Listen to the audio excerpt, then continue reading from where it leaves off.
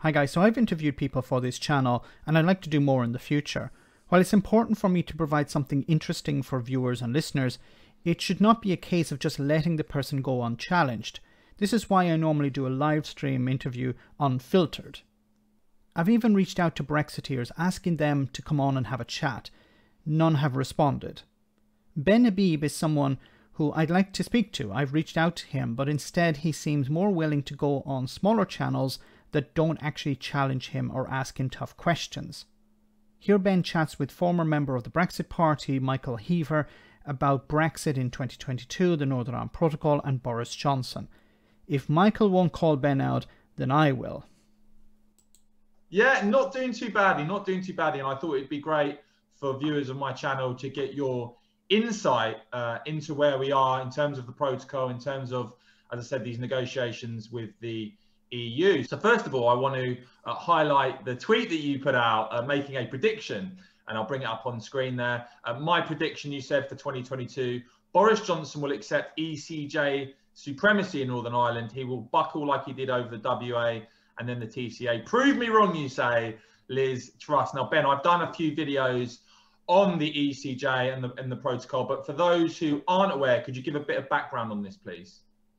Okay, so the ECJ is the supreme judicial body in charge of all aspects of the interpretation of the Northern Ireland Protocol.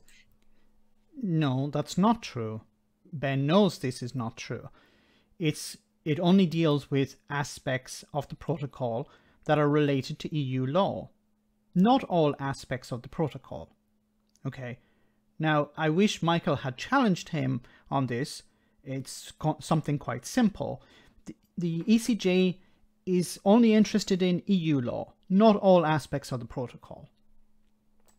In other words, the contract that we have with the European Union over Northern Ireland empowers the EU itself, its top court, to judge whether or not we're complying with that contract, and to judge whether Northern Ireland and its British citizens are complying with the terms and regulations set out in the protocol.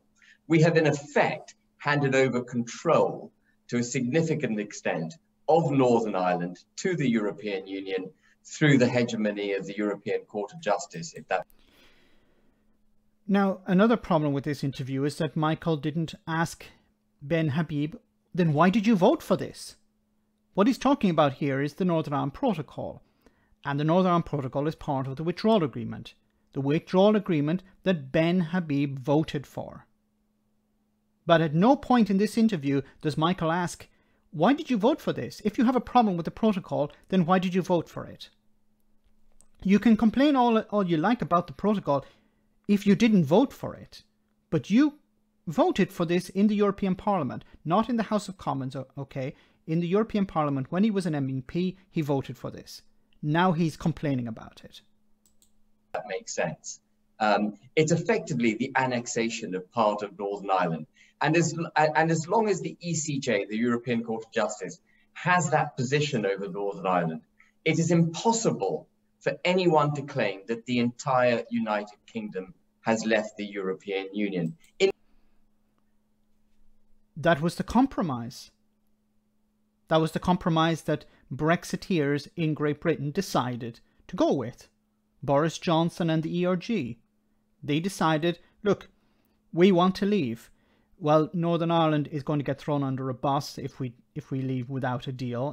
Where are we going to put the border? And unfortunately, in this interview, spoilers, he isn't challenged on this. If you get rid of the protocol, where are you going to put the border? He's never challenged on this, unfortunately. I'd love to know his answer. Indeed, Michael, it's worse than us remaining in the EU, because actually what you have now is the hegemony of a third-party court, if you like, a counterparties court, judging whether or not we are complying with the agreement that they're adjudicating on. It's like you selling your house and the contract between yourself as a seller and the buyer being adjudicated by the buyer. No, you just said a third party. You just defeated your own argument at the beginning. You said, yeah, it's like a third party deciding between two parties. But whether you agree with this or not, why did the UK government sign up to it?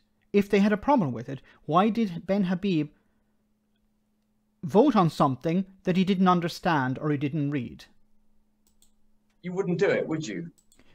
It's actually, if we go to his analogy, it's like signing a contract to buy a house or something without actually reading the contract, and then later complaining about the contents of the contract.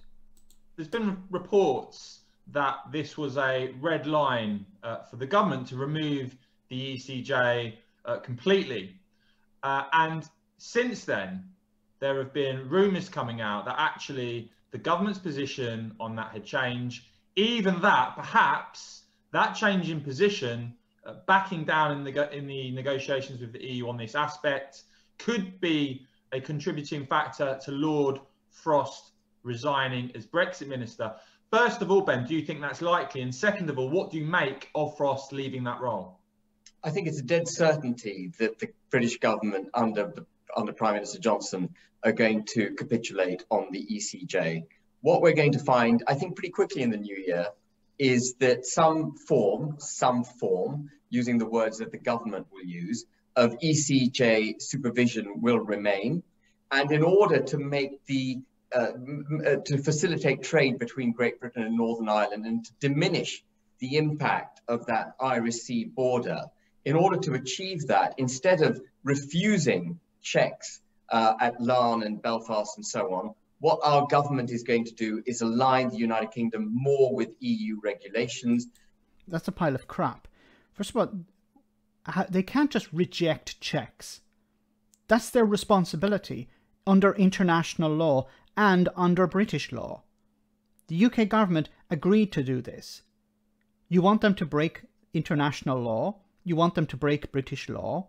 Why? For something that you voted for? You should be happy with them implementing these checks because you voted for them to do that. Now, I'm not going to show you the entire interview. I'll leave a link in the description. You can check it out yourself. But at no point does Ben actually get challenged on any of this. But let's see a little bit more about the protocol. How we just come out, I've done a separate video on it, Ben, say that Liz Truss, the government, need to ditch the protocol in its entirety now. First of all, do you agree with that? And second of all, if you do agree with that, what would you then see as the pathway forward? I actually would have liked Michael to ask him, what would you replace the protocol with? And where would the border go? Unfortunately, he isn't asked this and Ben doesn't answer this. Well, people say the invocation of Article 16 would result in a trade war with the EU.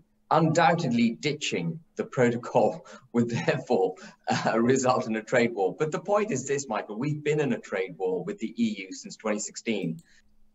What are you talking about? We've been in a trade war with the European Union since 2016. The UK was a member of the European Union until 2020. What the hell are you talking about, a trade war? The first phase of that war was them trying to undermine our decision to leave the EU. Evidence, please? I would love to see some evidence. If I was interviewing him and he said the EU attempted to undermine us leaving the okay, please, can you give us some examples of that? You're making a claim here. You're not providing any evidence. A claim that the EU tried to stop the UK from leaving. How? Where? When? In what way? The second phase was them stitching us up with the withdrawal agreement and the TC. Stitching us up with the withdrawal agreement that I voted for. So they stitched you up. They made you look a fool. Is that correct, Ben? Who's the fool here, the European Union or Ben Habib, who voted for this agreement? Now, of course, Ben Habib voted for it because he didn't understand it.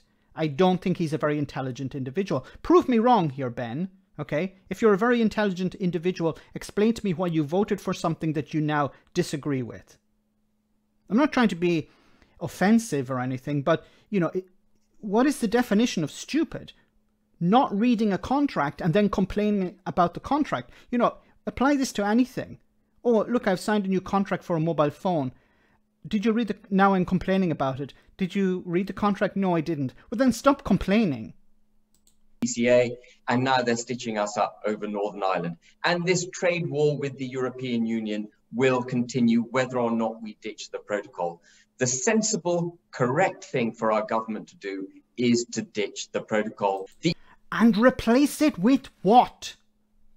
The only genuine way, Michael, to get a proper Brexit is to rip up the withdrawal agreement, rip up the TCA, and for the United Kingdom to go independent. That requires a government to have vision, to plan for what the EU might riposte with.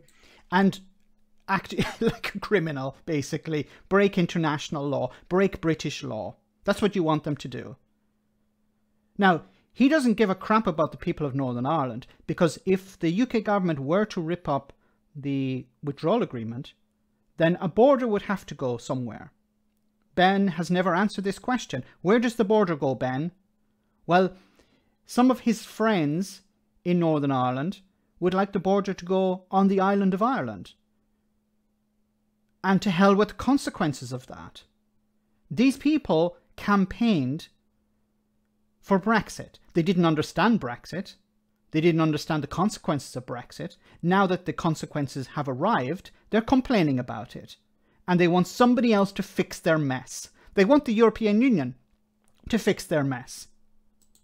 And to make the United Kingdom a Singapore on Thames, if you like. A Singapore on Thames. Low regulation, which means lower standards. Standards when it comes to workers' rights, standards when it comes to environmental protections, standards when it comes to workers and products and things like this. This is what he's aiming for, because he will not suffer the consequences of these things. Other people will. In the same way that he voted for a Brexit, he campaigned for a Brexit, he's continuing to support a Brexit that he does not suffer the consequences of. And he wants a withdrawal agreement torn up that he frigging voted for. He wants that torn up and somebody else to suffer the consequences. And he definitely won't speak to me about this because I'm going to ask him why. You know, a deregulated, low taxation, independent, nimble trading nation taking the fight to the European Union. Taking the fight to the... This exceptionalism is beyond parody at this stage. The UK is suffering economically as a consequence of Brexit. And we're only a year in, and it's going to get worse. And these people are talking about, yeah, we're going to fight the European Union. I'm sorry, Ben, the empire is over. It's finished. Get over it. But my concern is the Prime Minister doesn't have that vision, and he certainly doesn't have the competence to deliver such an agenda. And finally, and now we turn on Boris Johnson. Boris Johnson was wonderful 2 years ago. He was a hero. He was the man we wanted. And now that reality has got in the way, well, what we're going to do is we're going to ditch Boris Johnson. Throw him in a ditch. Remember, Boris Johnson was talking about ditches. Get rid of Boris Johnson and put in a real Brexiteer. That's what the British government need to do. So Theresa May wasn't a real Brexiteer. We needed somebody better than that. Yes, Boris Johnson is a real Brexiteer. And when Boris Johnson, they'll get rid of Boris Johnson because he's not real enough. He doesn't believe enough in Brexit. Boris Johnson, yes. And they'll have to put in a real Brexiteer. But then that would be the type of person to deliver a real Brexit. This is a joke. And sadly, these jokers get away with it.